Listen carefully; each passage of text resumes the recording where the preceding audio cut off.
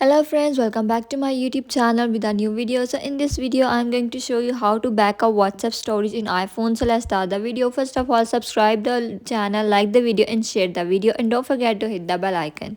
So let's start the video. Here you have to go to WhatsApp setting because all the procedure in a WhatsApp setting, because we are going to set WhatsApp story backup. So whenever you lost your phone or anything happens with your phone, you can easily get the backup of all the data. Here you have to go to your accounts, and here you can see you have to turn on email address, because if you have email address in your mobile phone, when you lost your mobile phone or accidentally delete your data, when you enter again this email, your data will be saved and it doesn't affect your data. So this is the step one, how you can get backup from your iPhone's backup storage. So this is the first step. Now go to chats. Here you can see this option of chat backup. You can also press on that, all your chats will be backup. This is the second step, how you can get the chat back if you lost your data.